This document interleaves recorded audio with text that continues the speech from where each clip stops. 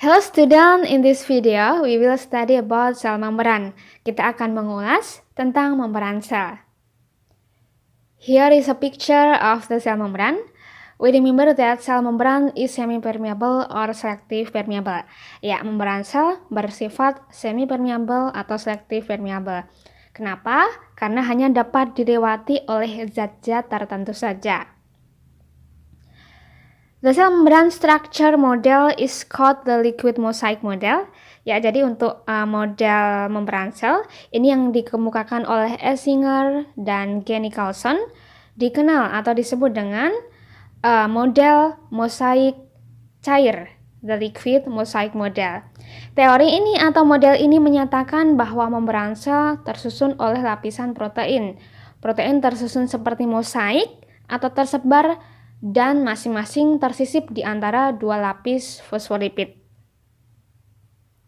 Ya, sel membran consists of phospholipid bilayer. Fosfolipid dari katanya itu tersusun dari fosfat dan juga lipid ya. Kemudian bilayer, B itu dua, layer itu lapisan. Jadi membran sel tersusun dari dua lapisan fosfolipid. Oke, let's see the parts. Kita lihat bagiannya. The first, there are integral protein. Ada protein integral, protein that appear into layer, protein yang mencuat atau terdapat pada dua lapisan. Ini bisa dilihat proteinnya dari atas ke bawah ya. Ini adalah protein integral. And then protein peripheral or peripheral protein, protein that only appear in one layer, protein yang hanya terdapat pada salah satu lapisan. Ini bisa dilihat hanya terdapat pada lapisan bawah. Makanya ini disebut dengan protein perifer. Kemudian yang bulat-bulat seperti kabel di atas, but actually they are pentagon. Tapi sebenarnya ini bentuknya adalah segi lima yang bergabung-gabung. Ya, ini adalah karbohidrat.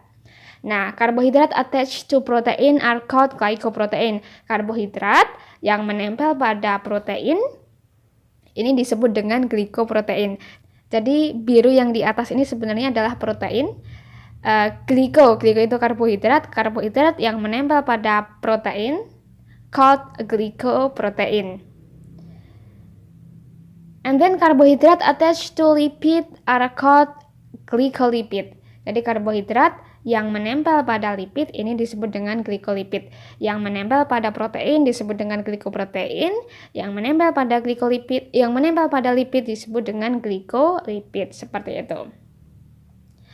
Oke, selanjutnya ini ada bulat-bulat di atas dan di bawah.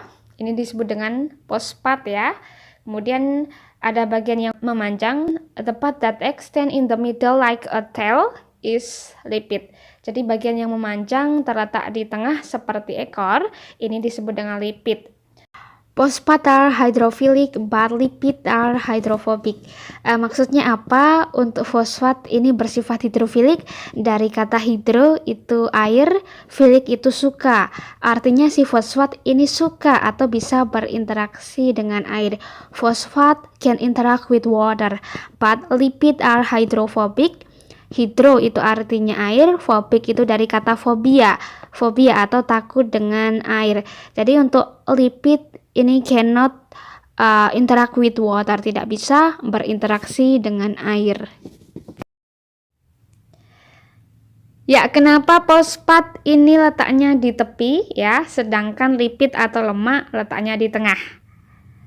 Bisa dilihat ya, di atas itu adalah bagian di luar sel ya, di situ ada cairan ekstraseluler. Jadi di situ ada cairan. Kemudian di bagian bawah ini adalah bagian dalam sel. Isinya apa? Isinya adalah sitoplasma. Sitoplasma juga terdapat cairan.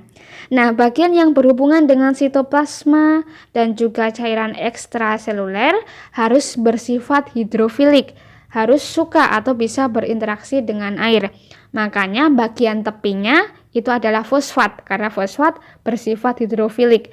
Sedangkan yang bagian lipid itu terletak di tengah atau disembunyikan, seperti itu.